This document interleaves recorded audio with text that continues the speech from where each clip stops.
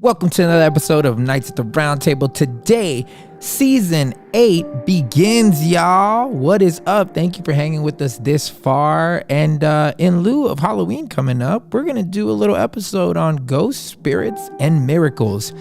Angela always gets hate when it comes to her doing her ghost stories because people want to hear miracles to counteract the evil. And so here we go. A properly balanced Halloween special episode. We hope you guys enjoy it. Ooh, ha, ha.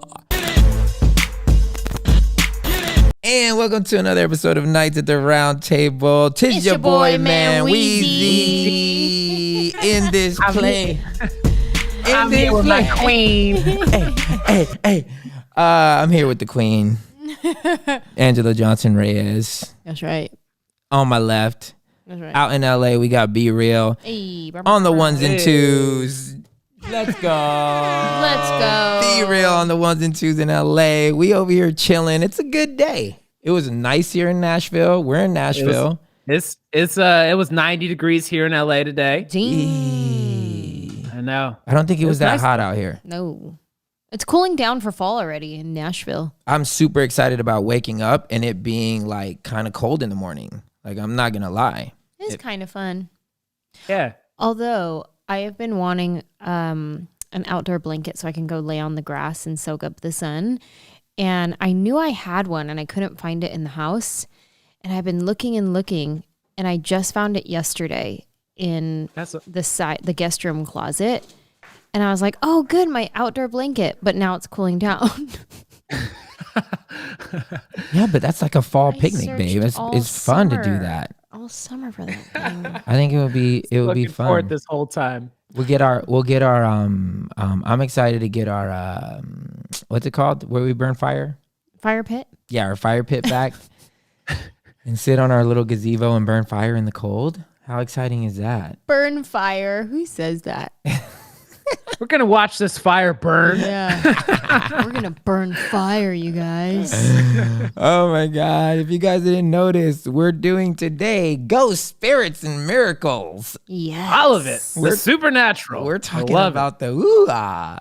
Now, Queen, you were saying yesterday that a lot of people, when they used to watch your ghost stories, they would always ask you to balance your evil with miracles. Yes. They would say, what about angel stories? Don't you have any angel stories? What about miracles? Don't you have any miracle stories? Oh, man. So we're going to incorporate that. We're going to incorporate this podcast. I don't really have ghost stories. Wait, I have one ghost story that happened to me, and I will never forget it. I was a kid in Texas.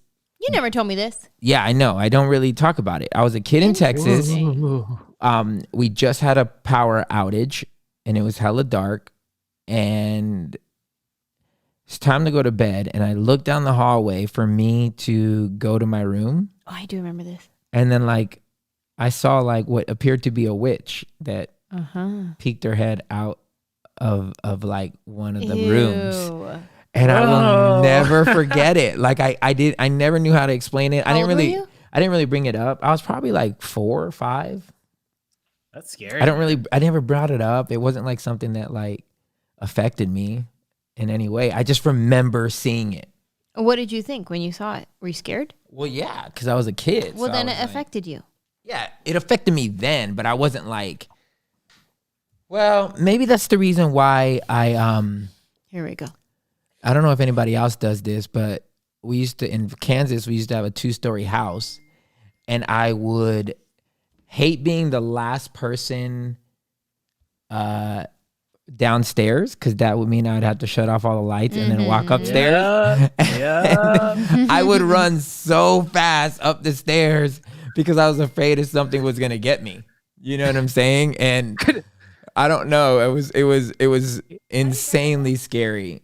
You were double stepping, triple stepping those stairs. And I would always fall. I would always hit hard, Yeah. It was a bad look for me. So, but I think that's the only time I ever experienced the supernatural in a scary sense. Yeah. So we're going with scary first. Yeah. Let's do it. That's really the only. growing up in the household I grew up in, the supernatural aspect of like spirits and demons and angels was very real. Yeah. And I mean, it obviously is very real just in general. Like that veil, whatever that veil that is for us that we think is a separation between these two worlds, like what we can see with our eyes and what we can't see, the invisible realm, like that veil is so small, right? And these things are constantly passing through. So I remember growing up, like experiencing both sides of that, like from the having angels come visit me having out of body experiences and talking with angels to me hearing crazy stuff. One of the first experiences I ever had with like the demonic was, we were at this church and, it was this church actually in Stockton that we used to go to whenever my dad was out of town speaking.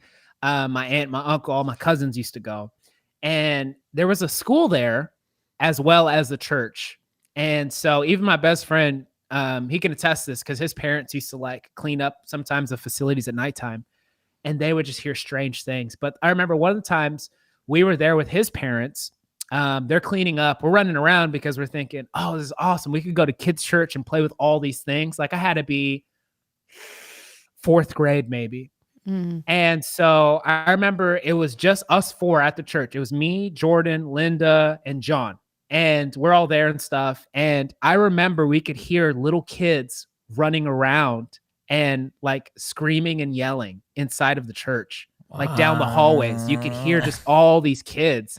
And it sent like such a creepy chill down our spine. And I remember thinking, I'm like, oh my God, we're the only ones here, but we could hear like voices.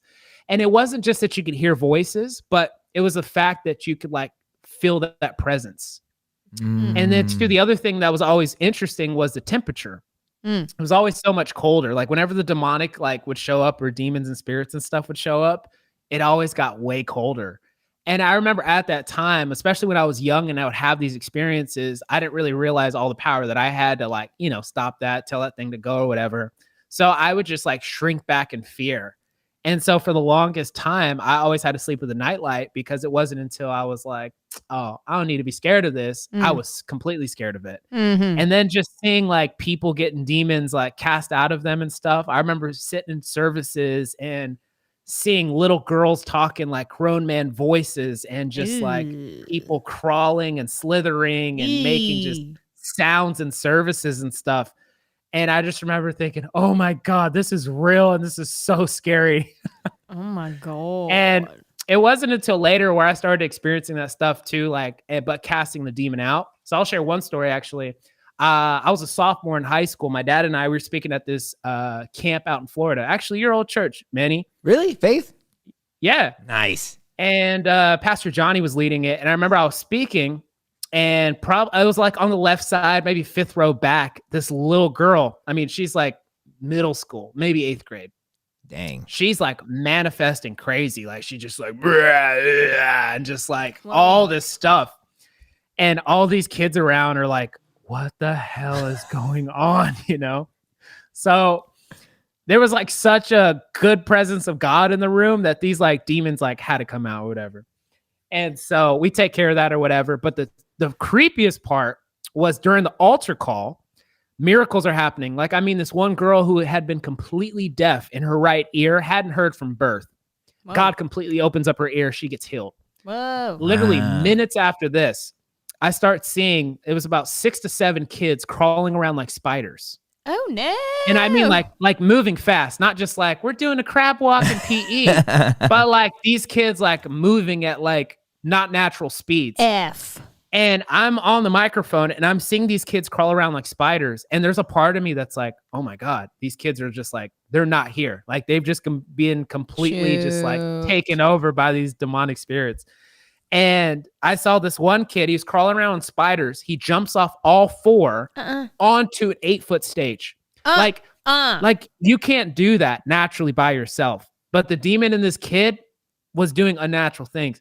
And so this kid hops up on the stage and he's crawling towards me on all 4s, like on his back. On his back even? He jumped up 8-foot stage on his back on all 4s. So he's not just like crawling like his stomach's to the ground, his back is to the floor. Oh my God. And I started casting the demon out of this kid and all these other kids. But it doesn't take away how like it feels like, oh my gosh, this is happening. But the craziest one was this was in I just San imagine Jose. you being on the microphone at church going, "Oh shit." Inside, that's what you're thinking. We were at this service. We were speaking in Costa Rica. This was like this big church, San Jose there. And I saw this man and I needed a translator. And he was explaining to me that there had been these voices in his head. He had felt this dark presence, yada, yada, yada. You know, the typical stuff with when it comes to that demonic thing or whatever. So I was like, all right, let's get the spirit out of you. So I'm thinking this is going to be a basic, like, deliverance session. It was nothing but basic. So I'm praying for this guy. We're having him renounce some sins or whatever. And then all of a sudden, this demonic thing starts manifesting. And he's like yelling and he's like, I'm on fire. I'm on fire. I'm on fire. I can feel it. And he starts ripping off his shirt. Ooh. And on his back, I could see what's like a snake underneath his skin and it's crawling all the way up. Like it looked like an actual snake was under this man's skin and was crawling on his back. And I'm looking at this and I'm like, this ain't no CGI. Like this is for reals happening. And I'm like, oh my gosh. And you could start to see his skin look like it was starting to burn. Oh, like there was an actual literal burning that was happening in this man's skin. Oh my God.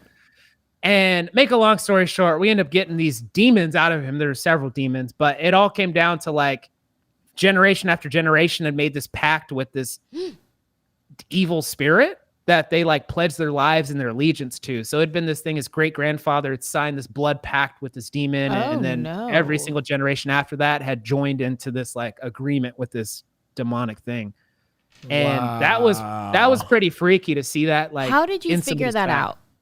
Like, did the demon tell you that? Yeah. After a while, like you start kind of commanding this demonic thing. Like, if the person wants to be set free, they can be set free. Like freedom is always available to those who want it. And that's like the big thing. And so then after that, you start to go through this phase of like, hey, I want you to like, you name yourself. Like, what are you? And then all of a sudden you kind of like, it exposes itself and then you put it in its place and you bind it up and throw it away. Dang. I had one experience like that at a firefighter. Is it firefighter? There was this traveling ministry that would come around all these churches. Fire starters. Oh my God, I remember them. What's fire starters? Yo, here's the biggest thing about fire starters. 3 things happen at fire starters that forever changed our church, right?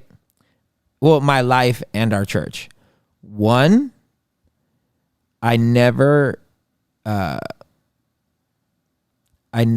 again would make fun of or determine what God could and couldn't do, because Firestarter's big thing was they would from stage be like fire and people would just fall out. Yeah. They would just fall out all the place. They were like, the altar call was just everybody just falling out. And so I'm like, man, people real spirit thirsty. They're real. I knew exactly what he meant too when he tapped his forehead. They always be like, and people falling out. And I'm like, this is so fake. So fake. This was the one and only time, and I still have trauma from this, that a speaker from church stood up and was like, somebody in here is lacking faith. And the guy was scanning the room and stopped on me. And that's when I knew one thing. I'm like, oh my God, Jesus can do this at any time. I need to live straight because I don't ever want him exposing my crap. But he was like, you're lacking faith. And mind you, everybody's looking at me at this point. And I'm standing up and he's just like, he doesn't say anything. Tension is building. He's just looking at me and he goes, believe. Whoa. And I go, straight to the ground. I had no choice in the matter. I went straight to the ground. And after I got up, like this, he just went on. He just did that and kept going on. Yeah. When I got up, everyone around me was like, are you okay? You okay? And I'm like, wow. And it didn't really make me think anything of him, but it made me think, oh my gosh, don't ever say what God can and cannot do. Like, you are no longer allowed to say that. He can do anything he wants to. Don't ever be so proud to think that you know what he wouldn't do. That's one thing that I learned. Second thing was same story as you, little girl, probably like little black girl, probably like 12 years old. During worship time, hair standing straight up, talking in the deepest voice I ever heard, crawling under the pews. And it's like 3 of us and no one can hear us. No one can see us. Nobody knows what's going on because the worship music is so loud. Nobody knows. And here she is like talking like that. And we're just scared. We're more scared than anything. Who are you with? It's me and 2 other dudes. I didn't even know them. It was just people who was back there seeing what was going on.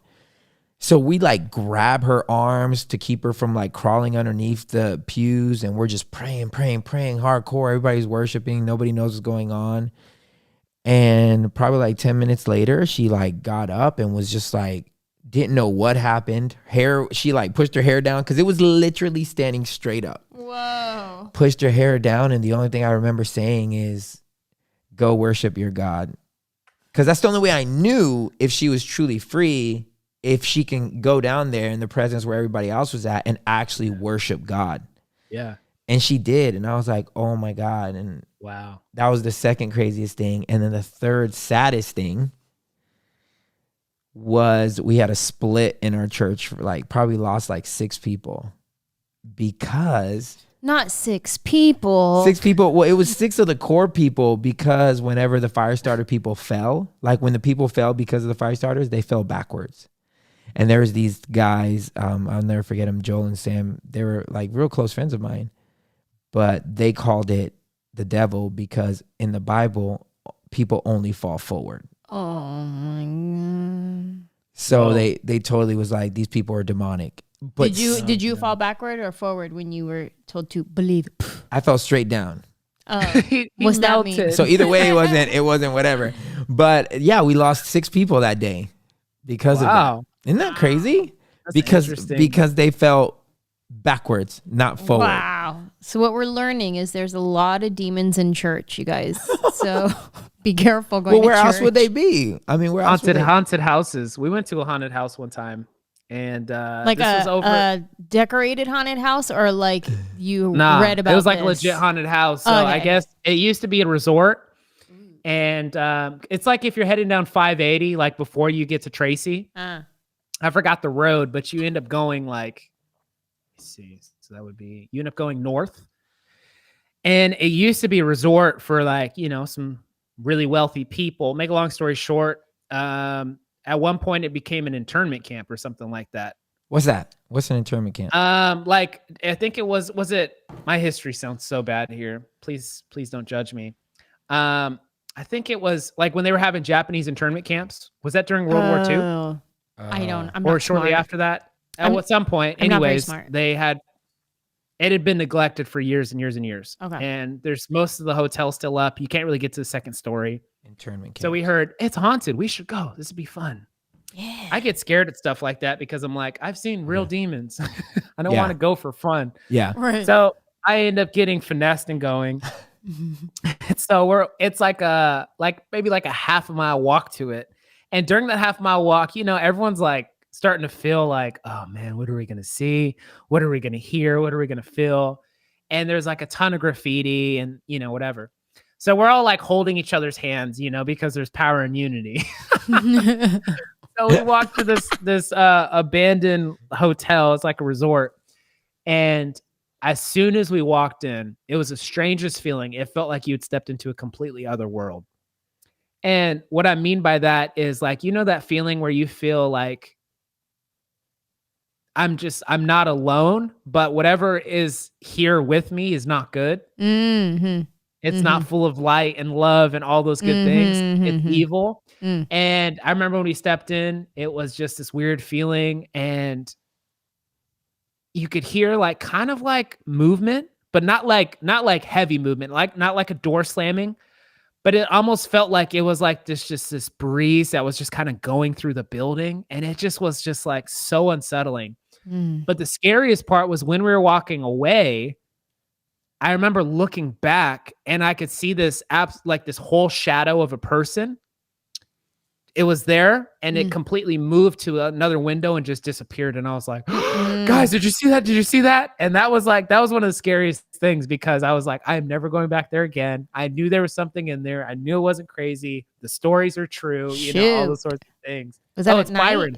It's the Byron, Byron something. It's here in California. Byron. Let me look. That's scary. I'm mad I don't have my sound bank up with my scary sounds. Is it the Byron Haunted House? This is my scary sound. This is what you heard at the church. Yeah, it's right here. It's Byron Haunted Hotel. Ooh, yep, there it is. I'm gonna look that up. Ooh, I'm excited to look that up.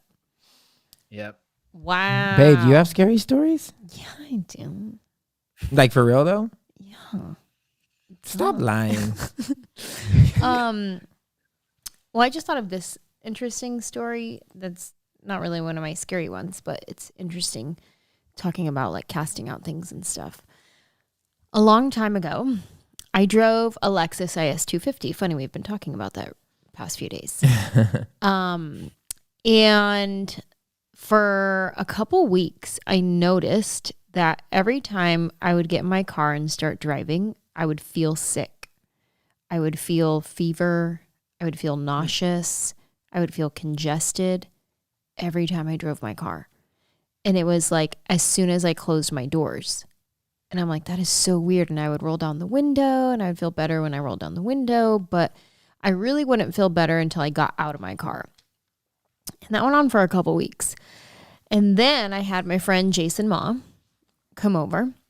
And we were actually going to, I think we went to like Glendale, Americana or something. And for those of you who don't know who Jason Ma is, he's an amazing dude, very talented. Super prophetic. An eye for talent. And he's also very prophetic. And I remember that particular day walking by and he would just prophesy over random people. And just watching him prophesy over people was always fun. But I was telling him what was happening in my car. And he goes, oh, let's go sit in your car and I want to go check it out. So we get in the car, he closes the doors and he just gets quiet for a second. And he was like, oh yeah, I feel it. Yeah, we're going to pray until it goes away. And we sat in my car and he prayed for like 15, 20 minutes until the feeling went away. And then I never got sick again. Wow. That's crazy. Unreal. And he was like, have you let anybody borrow your car? And at that point, I had only let my brother borrow my car. And he's like, maybe the valet guys. Like, I don't know if somebody brought something into your car, but something was definitely in your car. Dang, babe. So that was pretty the crazy. boogie woogies. And that was pretty nutsos. But I have a lot of ghost stories because I do my own podcast, Ghost Stories with Angela. So I've heard a lot of stories from people. But for me personally, I hadn't experienced any really kind of ghost story until probably the past couple years. And the biggest one was on tour, on my Technically Not Stalking tour in Cleveland, Ohio. Mm-hmm. These are my favorite stories.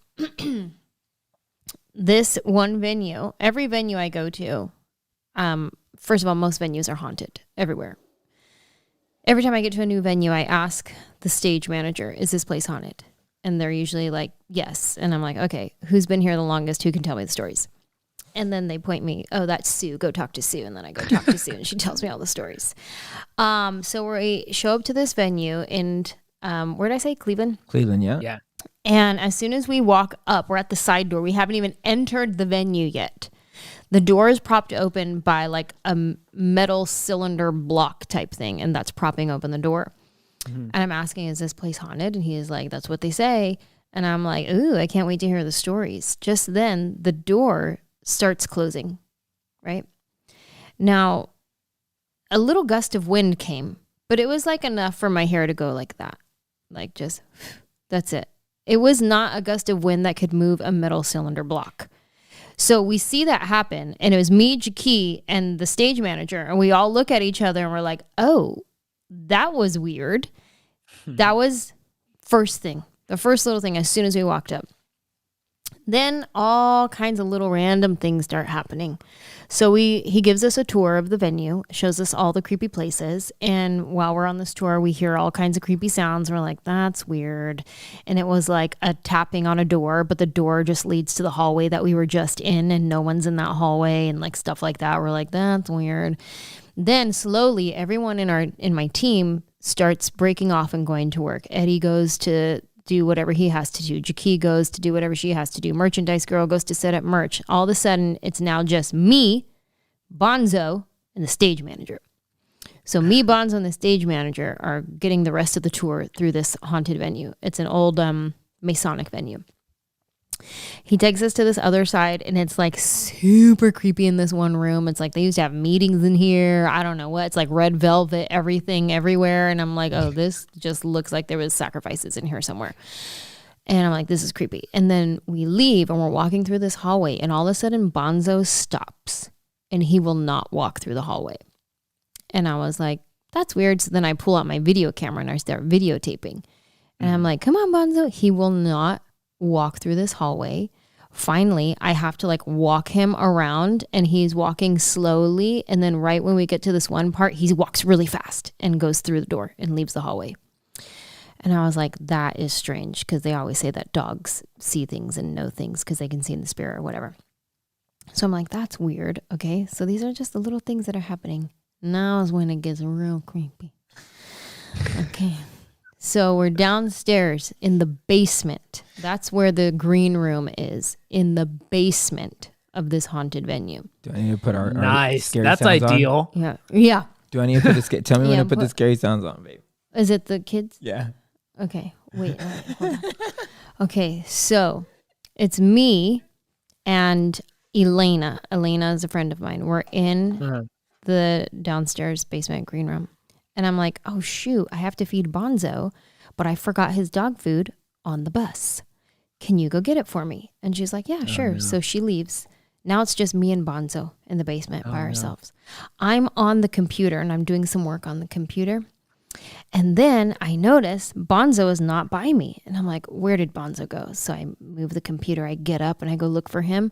I go walking up the stairs, and he had walked all the way up the stairs to go to the stage. And I was like, Bonzo, get over here. Don't get eaten by no ghost. So I get Bonzo. I bring him in the green room. I close the door so he can't get out anymore. And I go back and I sit down, and I go to pick up the computer to start working again. But as I do that, I see my phone is sitting on the table. My phone is on. And you know how when you're on a call on an iPhone, it clocks it. It tells you you're on the call for 10, 11, 12. It's clocking how long you've been on this call.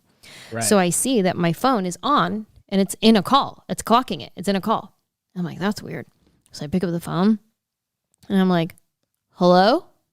And it's Elena on the bus. And she goes, hello? Can you hear me? And I'm like, did you just call me? And she goes, yeah. Somebody answered and said, hey. So I started talking. What? And I was like, oh, hell no. So I hang up the phone. And I'm like, something just answered my phone, because I definitely did not answer my phone. I came back, and my phone was on in the middle of a phone call. Oh, my gosh. So I'm like, oh, hell no. Maybe one of the workers. Nobody's in the green room, never. So there's that. That was the creepiest. I was like, oh, this is nuts. Oh, hell no, hell no. Yeah. Yeah. Did you leave the green room, though? No, I was still there. Man. Then Elena came back and brought the food. We fed Bonzo, whatever. So then I go on stage. I do my show. I'm telling everybody in the audience about all the creepy things that have been happening. And it was a fun little moment, whatever. Show's done. We're all showered, and we get back on the bus. You shower at the venues. When you're on the bus tour, you shower at the venue, and then you get back on the bus, and you sleep on the bus and drive to the next city. So we're all in our pajamas on the bus, ready to leave. But the merchandise girl is the last person to get on the bus, and she hadn't taken a shower yet. So I was like, I'm not going to let you go down in the basement by yourself at night to go take a shower. I'm going to go with you so you don't have to go by yourself. So I go back with the merchandise girl into the green room where the showers are. I get my phone, and I'm playing music on my phone on Spotify so that we don't have to listen to creepy sounds. So I'm playing like Frank Sinatra, Fly Me to the Moon, like trying to just like keep it like fun. Well, it keeps turning off. And then I play it again, and then it turns off. And I think that it's Manny on Spotify because we share a Spotify account. So Right. if I'm listening to music and then Manny starts listening on his phone, it'll shut off on my phone. And usually I can tell, I'll check it and it'll say now playing on Manny's iPhone, Angela's iPhone, whatever it is. And it'll tell you who's playing Spotify.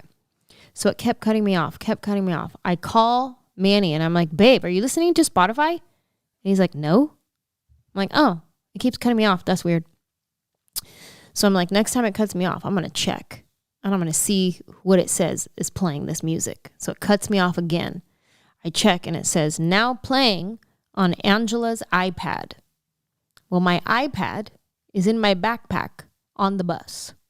And I'm like, that's weird.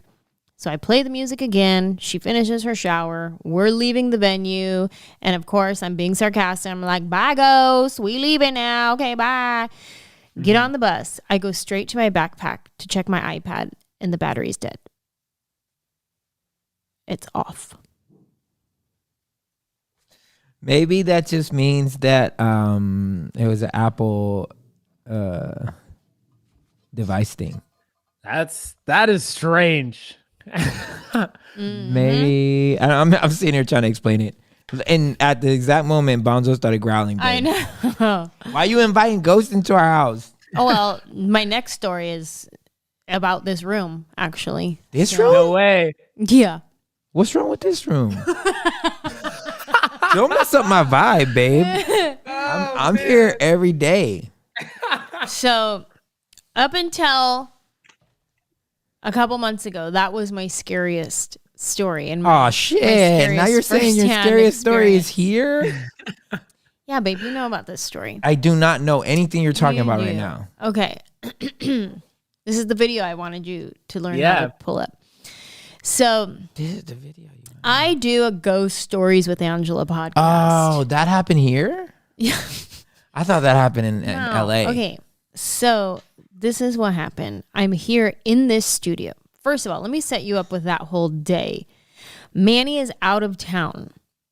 And I am here in the studio. I'm here in Nashville by myself. And then I remember, I have a Ghost Stories live that I'm doing tonight. And then I'm like, oh, shoot. Manny's not here. I'm by myself. I have to go into the back studio at night by myself. And then when I'm done, after hearing all these scary stories, turn the lights out, lock up, walk by myself back into the house. I'm already creeping myself out. It's still daytime. And I'm like, oh, shoot, I didn't plan this correctly. I'm by myself. I start calling friends, see if anybody could come over. Nobody could come over. So I'm on my own. So here I am in this studio. It's dark. It's late night. I'm hearing all these ghost stories. I'm currently at the moment interviewing a guy from Florida. Okay. And he's telling me about these spirit guides that he's had since he was a kid. One's a woman, one's a man, and how he feels, all these different things. And he sees these things, right? As he's telling me the story, I go, oh, you know what? I have a friend who's a psychic medium. His name is AJ Barrera. You should meet him. And as soon as I say this, I hear a little whisper in my headphone. I keep talking, but then I stop myself and I go, no, I heard something. And I go, did you just whisper? And he goes, no. I'm like, are you sure you didn't say something? He's like, I didn't say anything. And I was like, oh my God, I heard something in my ear. Something whispered in my ear. And then we're on live. So there's fans watching as this is happening. So then I'm like, okay, if you're watching right now and you heard a whisper, leave me a comment and tell me. People start commenting, oh my God, I heard it. I definitely heard something. It definitely whispered something. I definitely heard that. And I was like, oh, hell no, I knew I heard something. So then I tell Ryan, our producer, I was like, hey, remember this moment and the time code so you can go back and listen to it and tell me what you hear. Mm-hmm. So we finish the episode, hear the scary stories. I lock up in the dark by myself, walk back into the house, and I'm like all creeped out. Then I go into the bedroom. Now I'm getting ready for bed. Now I'm in my bed. Lights are out, and I'm getting ready to fall asleep. Right as I'm getting ready to fall asleep, Ryan texts me, and he sends me the clip of when it happened. And I don't have patience to where I can go, oh, I'll just watch it in the morning when I'm safe in the daylight. I was like, let me watch this right here, right now in the dark by myself. So I play it, and it definitely whispers something. And I'm like, oh, hell no. So then I call my mom, and I was like, I'm going to send you this video clip. It's a whisper. Tell me what you hear. I call Kenny, tell him the same thing. And then I call Mitchell. I'm on the phone with Mitchell, and I'm like falling asleep. This is my brother. And I'm like, bro, I'm about to send you this clip right now. It's crazy. You have to listen to it. As I'm telling him this, I hear our sound bar and the TV turn on by itself. Boop, boop. And I was like, no, I'll rebuke you in the name of Jesus. Then I just start rebuking anything that could possibly be in the room. And I was like, oh, hell no. I was like, Mitchell, I got to call you back. I need to call Manny. So I call Manny, and I'm like, babe, I'm trying to explain it. And he's like, yeah, babe, it does that all the time. Anytime you say, hey, Google, it does that. And I'm like, yeah, but I didn't say, hey, Google. Yeah, it's normal, babe. It does that. I got to go.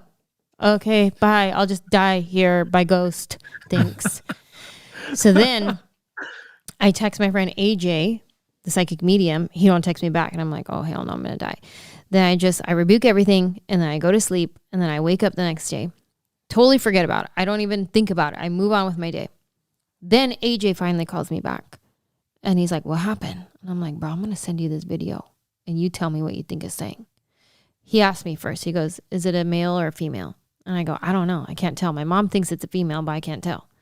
And he's like, okay, do you know what it's saying? I was like, I can't even tell, but I'll send it to you, and you tell me what you think. I sent it to him. He calls me right back, and he goes, okay, first of all, this is a very rare thing that you have captured here, because in like the ghost hunting world, we have what's called an EVP, electronic voice phenomenon.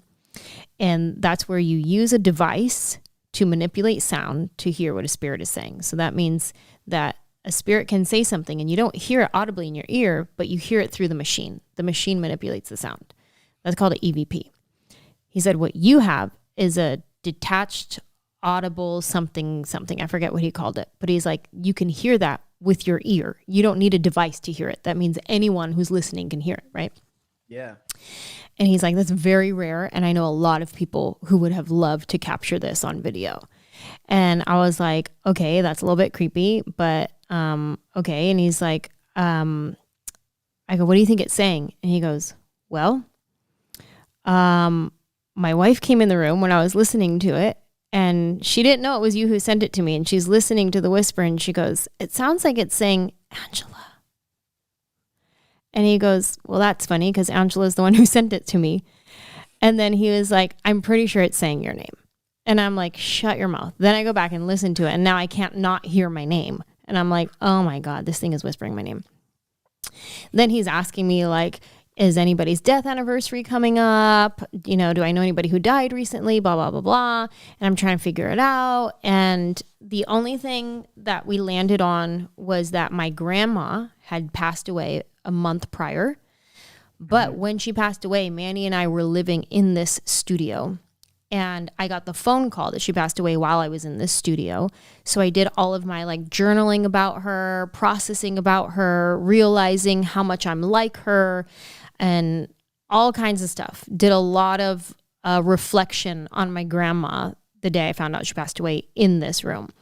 And so he's like, I think it's your grandma trying to connect with you. And I feel like, because I told him my grandma was the tough love grandma. She was the one that was kind of mean, and like she had tattooed eyebrows and was just like tough. She was tough love. And he's like, I think that's why you can't tell the difference if it's male or female voice. Like it's just that kind of energy. But he's like, it doesn't feel dark. It doesn't feel like heavy and negative. It feels like somebody you know and love. So I feel like it could be your grandma. And after that, I was driving in the car, and maybe like the next day, I think I was driving in the car. It's a beautiful sunny day in Nashville. I'm on the phone with my mom on Bluetooth. I'm telling her what happened. I'm telling her the story. I'm like, yeah, AJ thinks it's my grandma, blah, blah, blah. As I'm talking to my mom, all of a sudden the windshield wipers turn on by themselves. One time. You didn't accidentally hit it, babe? Nope. No way. Stop lying. And I tell my mom, I go, oh, hell no, Mom. My windshield wipers just turned on by themselves. Now you're just seeing everything though. And then she goes, well, talk to the spirit and ask what it wants. Is it trying to tell you something? So I hang up with my mom. And now I'm like, okay, first of all, if this is not my grandma and this is something else, I rebuke you and I don't want to talk to you. No, thank you. Unsubscribe. But if this is my grandma and you try and tell me something, what are you trying to tell me, girl? What are you trying to tell me? And then I didn't really know how to listen for an answer. So I was just like looking at like license plates and street signs. Like, is there a sign somewhere? Like, she's trying to communicate with me. I didn't see anything. But that was my last communication with that spirit. And I hope to never communicate with a spirit again because I didn't like it very much. That's creepy. What do you think about this, babe? Because you are always very like, come on. I mean, my windshield wipers come on sometimes, but it's because I accidentally hit it and I didn't notice I hit it. I'm not trying to be hubris and say that I know what can and can't happen. I'm just saying there's explanations for things, you know? Dude, but this is what I feel like. I feel like there's always so much happening around us that we don't see. And a lot of those times I am fully convinced that there's like a supernatural or spiritual phenomenon that's happening in weird stuff that we just take as an accident or a coincidence. But like there's something that we can't see that's really happening. So in stuff like that, I'm like, yeah, that actually makes sense. Like stuff like that to me, I'm like, not that angels are just like playing around with us. They're like, hee, I'm going to like, shut your curtains and it's going to be like this whole thing. But I feel like I've missed so many things. Like there's even that one passage, was it in Hebrews 13? It says, don't forget to show hospitality to strangers because even in doing so, we've entertained angels and not even known it. yeah. Wow. Like there's like people like that homeless person you might have given some money to, that person that you smiled to and was nice and you let them cut in line, that person in traffic where you gave them an opening and you said, hey, you passed through. That could have been an angel. Yeah. Right. And like you wouldn't even have known it. And we probably won't know it. Maybe we'll catch like a glimpse of it, but maybe once we go to the other side. And so that's always an interesting thing that I've always wondered about. Cause like I've had a couple angelic experiences. My first one was I had a near-death experience where I've fallen out of a tree. I was 4 years old, climbed up a tree that was about 9 to 10 feet tall. Wow. And I fell out of the tree head first. And so I fell on the ground. My head should have been cracked open for sure. Wow. I completely blacked out. And the next thing I remember is I woke up on our couch and I saw this being of light. And I didn't necessarily have the language at the time understanding that this is an angel. But I understood that this being was like good. And this being told me it's going to be okay. And I knew it was an angel. And from that point in my life, like it had been a constant occurrence for me to experience those types of things. And so I remember one time this was crazy. This was in 2014. And in 2014, what had happened was, I'm making sure my mic sounds low for some reason. In 2014, I was, at the time I was traveling with this one kind of preacher, and he had always see like crazy stuff in his services. Like, I mean, just like crazy miracles, crazy experiences, like some people levitating, like Wow. gold dust appearing on people's skin and you can't wipe it off. And like rubies appearing in people's Bibles and just like That's crazy. Money appearing in pockets. Like, bro, straight up, like that kind of stuff, like was just like, it happened for him. So anyways, he's praying for me. And it was one of those moments, if you've ever seen Avengers Endgame or Doctor Strange, where the Ancient One touches Doctor Strange, and it was like his spirit gets removed from his body, and he's seeing the world around him, and he's seeing his body in front of him. And so it happened for me, and it was one of the craziest experiences of my life. He's praying for me. I go out in the power, like I just crumble, and my spirit leaves my body. And at this point, I'm having this out-of-body experience where I'm looking down and I'm seeing my body, and I'm in the spirit realm, and I'm look beside me, and there was an angel beside me. And it was weird because I was communicating with this angel, not with words, but it was like with thoughts. And I knew exactly what this angel was telling me. And this angel had introduced themselves as an angel of faith, which I don't even know like how to theologize that thing or whatever. I just knew it was an angel of faith. And I am looking at this angel of faith, and I'm looking at myself on the floor, and I'm thinking, wow, this feels so amazing. Like, I'm completely weightless. I'm floating. And I decide in that moment, I was like, I look at the angel and I'm like, I want to go higher up. So we go outside of the building, and we were like in this little town in Ohio. Wow. And we're like above the city together. And I'm like looking at all these things. And then I knew it was time to go back into my body. And so I look at the angel and I go back in my body. And later that night, that same angel visited me and woke me up in the middle of the night. And it was such a strange, like, occurrence. And I like, from that point, I've never, like, even as a kid, I've never doubted the presence of angels. I've always understood that they're extremely close to us, even in ways that we can't even perceive them to be. Yeah. Wow. And that was probably one of the craziest experiences as far as like seeing an angel. And it was like, the best way I could describe it is it was a light that was so bright and warm that you can't look at it too long. It's almost like looking at the sun.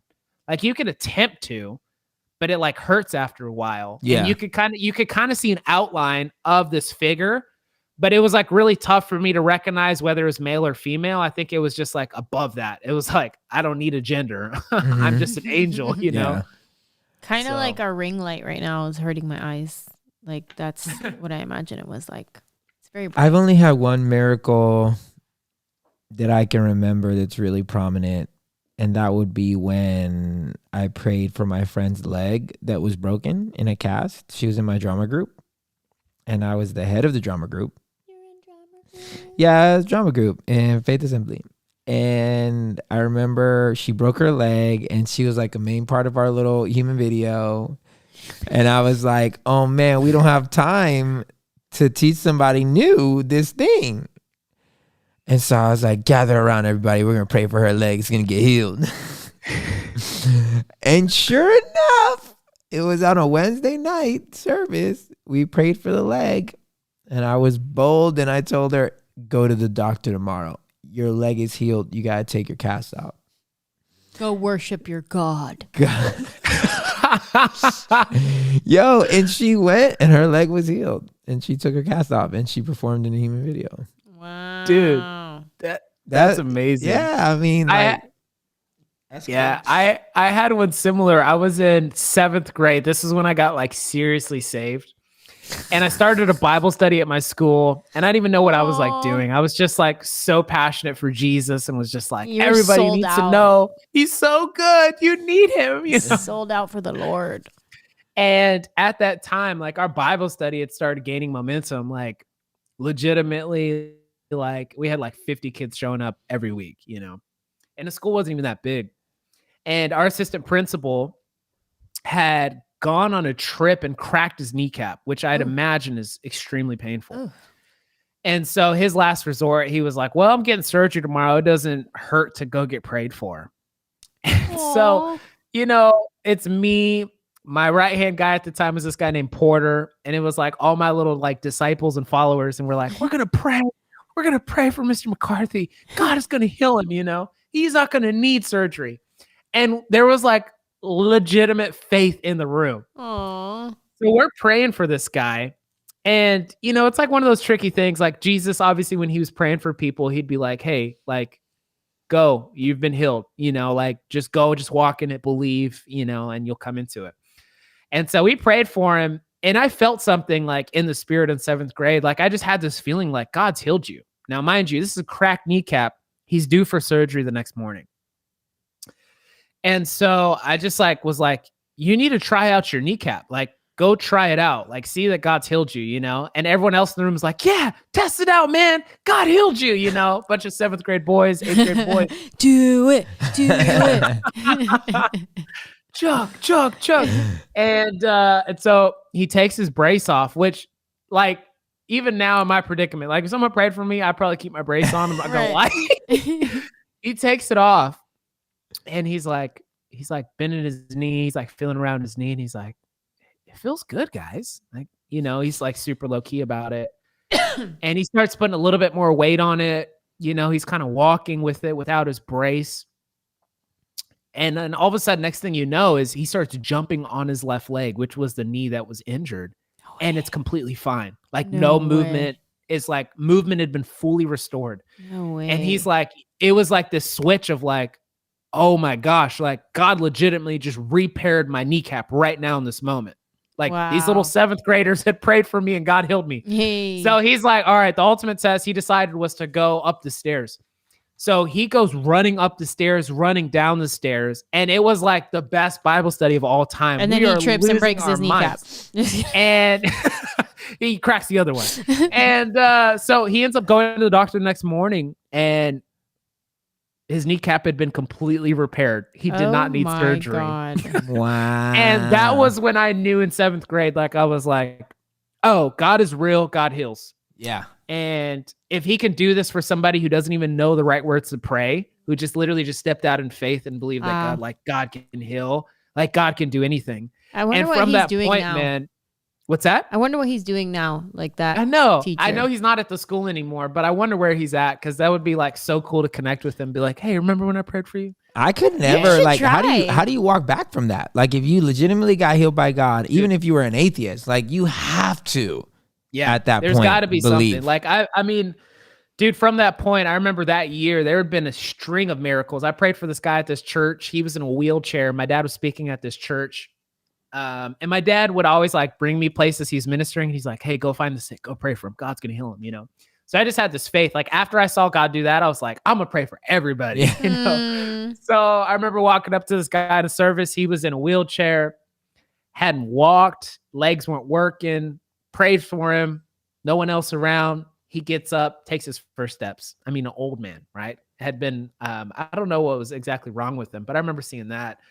I remember praying for, people with deaf ears and opening it up. And one of the craziest miracles I saw, this happened a couple years ago, actually. This lady had been blind since birth. She was in her 80s. Wow. And there was such a presence of God in the room where it wasn't even like you needed any particular person to come and put their hand on you and pray for you. Like, all right, your shoulder hurts. I'm going to place my hand on your shoulder. We're going to pray for your shoulder. Like nobody needed to be prayed for. There was like God was just in the room. So this woman had been completely blind since birth. She's in her 80s. And I remember I'm standing on the stage with this guy I was traveling with at the time. His name was Jeremy Nelson. And I'm looking out and I see this woman open up her eyes. And when you see, an eyeball that it's like that milky kind of creamy substance. Mm-hmm. And as she's blinking, that like milky substance is starting to disappear. And she opens her eyes for the first time. And it is like these crystal clear blue eyes. Wow. And she's just looking around. And it's like almost like it hasn't set in yet. Like I'm seeing for the first time. Mm. And I remember like as soon as that moment hit for her, she just starts weeping. And people around her are crying because they know like this woman hasn't been able to see. And here 80 plus years later is the first time she's seeing the world. Wow. Whoa. And those moments like that same service was crazy. I saw a woman shake arthritis off her hands. Like she had really bad arthritic pains. And my boy Jeremy was like, shake the arthritis off you. And this woman, like as she started to shake her hands, you could see her hands coming into the full form and arthritis literally being gone. This guy, I remember, had gotten this metal plate fused into his back. He had a really bad spinal injury. And make a long story short, couldn't even bend to touch his knees. The surgery obviously saved him so he could still have movement. We pray for him. The metal that had been fused into his spine completely disappears, and he bends and he touches his toes for the first time in 10 years. Wow. Like it was just like there's just so many crazy stories like that. That's the part of church that I don't ever want people to forget or like Because, in your deconstruction phase, these are things that people, pastors or evangelists will come around and be like, this is what's happening in the movement of God. And back when we were there, being Jesus cheerleaders, it would like hype us up, It's easy in the deconstruction period to forget about the real part of church, the things that you did see. I would always tell you, Queen, remember when you were going through it, I would always be like, babe, don't forget all the fundamental things that got you here, the times where you were praying, the times that you heard from God, the stuff that you've seen, because I think there was moments in that what you would consider not to be real, that God showed himself to be real. And isn't that like he always is, you know what I'm saying? When it comes to situations even in our own life, there's times where we're not real with him, and there's times that we are, and there's times that we'll see movements of God, and there's times where we won't. And it's all based on the ups and downs of our own life, just like church. So I don't ever want to forget that God can really heal, and that he can really do miracles, and he can do all these things, because it's easy to forget when you're outside of it. Yeah. When you're no longer in that shuffle, no longer hearing those stories from the what are they called? Missionaries, which used to hear them every week. Every week I would hear some kind of story, So, man, it's beautiful. Here's what I want y'all to do. If you're still listening, I want y'all to go to YouTube, and subscribe to our channel, Manuel Reyes Media. The link is in the bio. And but even Isn't more, it Laugh on Beat? No, Manuel Reyes Media. I want you to leave a comment on the YouTube video about a miracle that happened to you or a scary thing that you saw, because people always check the comments on YouTube. And I'd love for them to be encouraged if they read your story, if something that happened to you, if a miracle happened to you or happened to somebody else. We'd love to read it. So go to the YouTube channel. You can get the link in our bio, in our Instagram, or in our Facebook, and it'll take you to our YouTube, and you'll be able to see these And also, videos. If you have a ghost story and you want to be on my podcast, Ghost Stories with Angela. I thought you stopped doing it. Go to angela.com/ghost stories and submit your ghost story there, and I can pick you to go live with me. I'm currently on hiatus from the podcast right now because I'm going back and forth from Nashville to LA, and my schedule is kind of all over the place right now. And also, I don't want another day where I plan it wrong and I'm by myself here.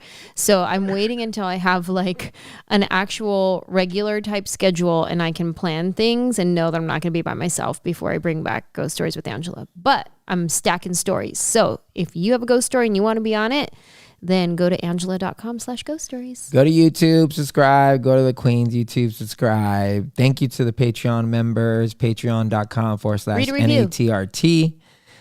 Yeah, let's read a review from. I wish Spotify did reviews. Yeah. Don't you? Because then that is a feature they should add, honestly. Yeah. Do they do reviews? No, they don't, right? No. You can just like and not like. Oh, that's kind of wackodocious. Let's see here. Ratings and reviews. Yesterday we read from Christine. Recent. Right here. Yeah. Go to recent. Yeah. Oh, 5 stars. Who August did 10th. This was recently. Bird Dement. BR Dement. I know a Dement. Yeah.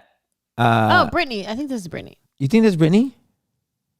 No. We'll read it, and then we'll read a second one. 5 stars. As you listen to these conversations, you feel like you are a part of the conversation. They present different perspectives that challenge you. It's good to be challenged. That's nice. All the yes from Creative Mom 84. I think I read this one before. Oh, you did? Yeah. When I found this podcast, I was questioning everything and wondered if there was anyone out there to have the hard conversations. You guys do just this. You come to the table ready to talk about real things, and you invite Jesus in the mess. I love it. For anyone looking for a real podcast about Jesus that's funny, relevant, and all around amazing, this is it. That's nice. This is it. Thanks, guys. Head on over to iTunes, leave a review so we can read it. We appreciate all these things. Shout out to Patreon. We love you guys. If you want to support the podcast on a monthly basis, patreon.com/NATRT. All of it helps you guys to keep pushing the podcast forward. And the most important thing you can do is share. Tell your friends about us. Tell your mom. Tell your dad. Tell as many people as you can and share your favorite episodes with them, and hopefully they'll become a fan as well.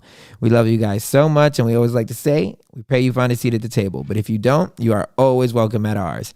Cheers. Cheers.